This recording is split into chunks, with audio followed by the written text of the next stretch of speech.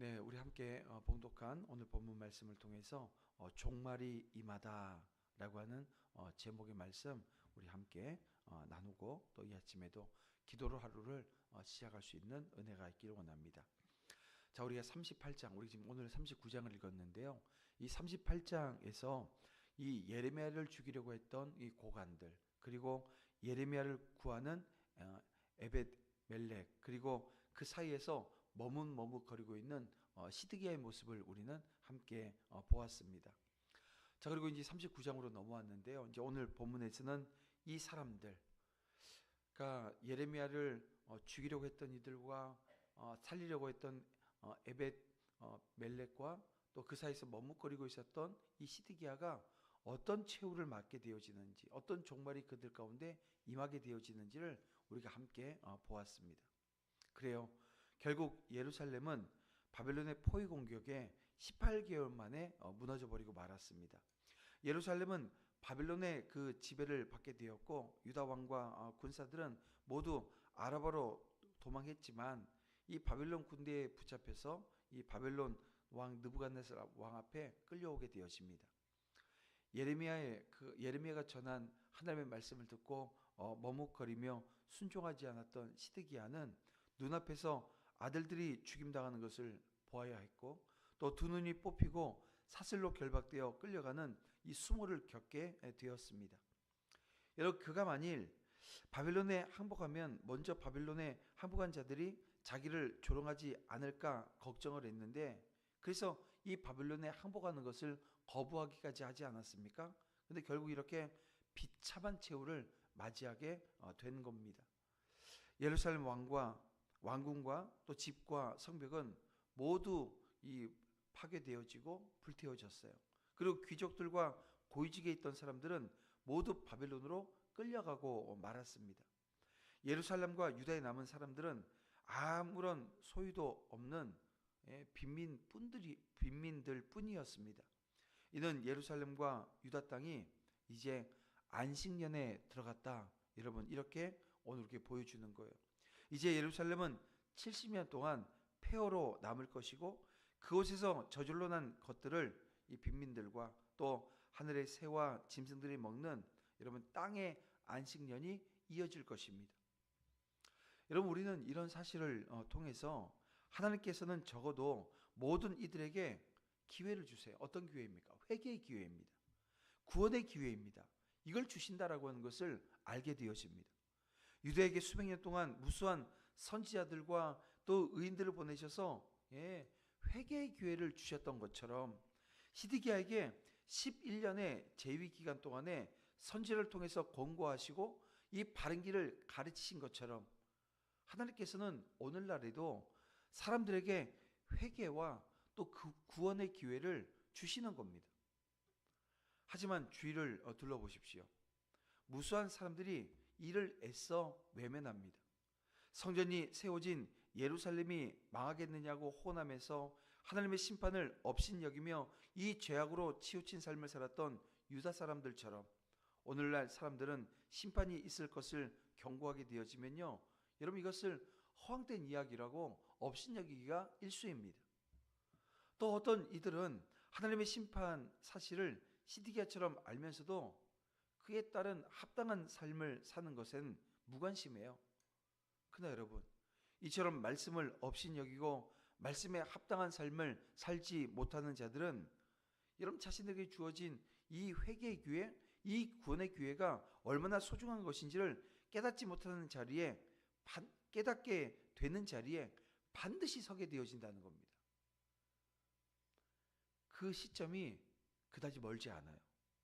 그리고 그 자리에 이르게 되어지면 오늘 본문에 있는 유다 사람들이 그랬던 것처럼, 여러분 시드기야가 그랬던 것처럼 자신들이 소홀히 여긴 다시 오지 않을 회개의 기회, 이 구원의 기회로 인하여 어떨까요? 슬피 울면서 가슴을 치고 이를 갈게 될 것입니다. 그래요, 여러분.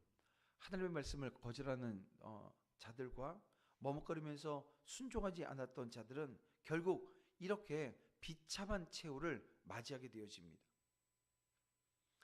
여러분, 마음속에 계속 순종하라고 요구하시는 그 그 하나님의 말씀이 있으시나요?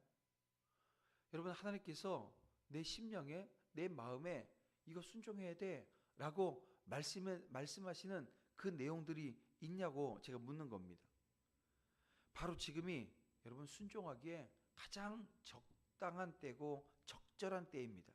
말씀에 대한 실천은 거절해서는, 여러분 또 미루어서는 안 된다는 것을 다시 한번 오늘 이 본문을 통해서, 이 말씀을 통해서 헤아리고, 혹여 오늘 하나님께서 내게 주신 말씀이 있으면 바로 순종하고 돌이키는 은혜의 자리에 우리 함께 설 수 있기를 주님의 이름으로 축원함을 드립니다.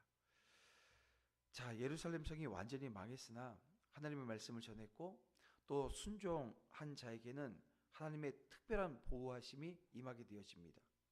마치 여리고성이 함락할 때 라합이 그랬던 것처럼 모두가 멸망당하고 죽음을 당하는 가운데서도 하나님은 의인을 지키시고 보호하신다는 거예요. 바벨론의 느부갓네살 왕은 예루살렘을 완전히 파괴하고 성전과 이 왕궁과 집들과 성벽을 파괴했는데요. 이 예레미야에게는 호의를 베풀어서 그를 석방하고 백성 가운데 자유롭게 살 수 있도록 해줍니다.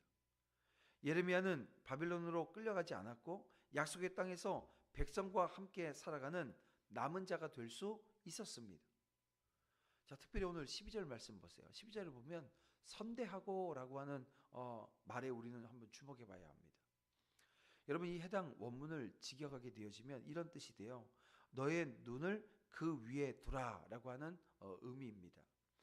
여러분, 이것은 어떤 사람이나 사물에 관해서 이 눈과 같이 소중히 여기는 것, 또 관심과 호의를 가지고 항상 관찰하며 살피는 것을 의미하는, 이건 히브리어의 관용적 표현입니다. 이 선대하고라고 하는 이 말이 관용적 표현이라는 거예요. 그렇습니다. 지금 예레미야는 앞에서도 언급했지만 하나님의 간섭과 이 돌보심 가운데 있었던 거예요. 여러분, 성경엔 이와 유사한 표현들이 자주 등장합니다. 신명기 32장 10절에 보면 여호와께서 그를 황무지에서 짐승이 부르짖는 광야에서 만나시고 호위하시며 보호하시며 자기의 눈동자같이 지키셨도다라고 하는 표현이라든지, 또 시편 17편 8절 말씀을 보게 되어지면요, 나를 눈동자같이 지키시고 주의 날개 그늘 아래 감추사라고 하는 표현 등이 이 유사한 표현 아닙니까? 모든 지체가 중요하지만 여러분, 특히 눈이 얼마나 중요합니까? 가장 민감하고 가장 섬세한 소중한 지체인 겁니다. 그만큼 하나님은 당신의 백성들을 어떻게 해요? 아주 섬세하게 지켜보시고 완벽하고 철저하게 보호하신다는 겁니다. 물론 동의하지 못하는 이들이 분명 있을 거예요. 예레미야의 삶의 전반을 보게 되어지면 어떤 삶이었어요? 핍박받는 삶이었습니다.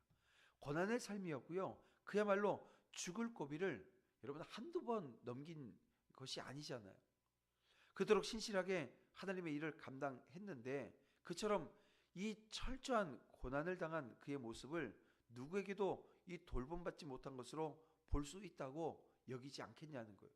그러나 여러분, 그것은 한 면만 보는 겁니다. 뭐 틀린 말은 아닐 수 있겠지만요, 이게 한 면만 보는 거예요.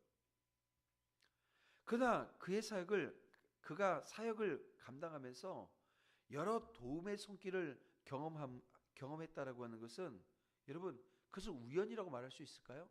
우연히 그가 고난 가운데 건져지고 죽을 고비를 우연히 넘기게 되어지고 그랬을까요? 여러분, 이것은 고난 중에 하나님이 그를 돌보시고 지키셨기에 가능했다는 거죠. 눈동자같이 지키시는 하나님의 은혜가 여전히 그를 사로잡고 떠나지 않았다는 것을 여러분 기억하시길 바랍니다.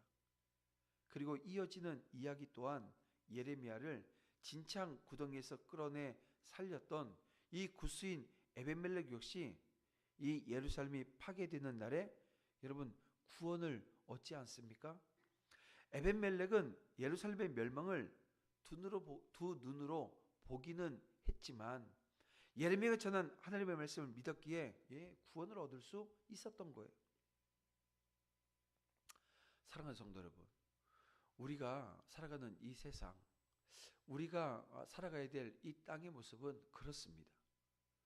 어려움이 있고 시련이 있고, 내가 복음 앞에 온전함으로, 그러니까 하나님께서 내게 십자가 복음을 주셨고 이 복음을 전하라고, 오늘 우리에게 담대하라고, 두려워하지 말라고 전하라고 하는 그 말씀 앞에 순종했을 때, 여러분 오늘 우리가요 그냥 해피하게, 그냥 행복하게 살아갈 수 있는 그 삶의 자리를 잠시는 내려놓아야 되는 그 순간이 되어집니다.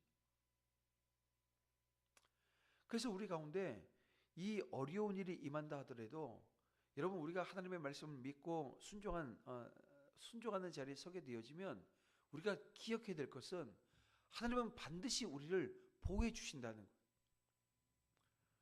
전염병이 돌고 경제가 위축되는 등의 어려움이 오늘 우리에게 닥친다고 해도 하나님이 우리를 지키실 겁니다.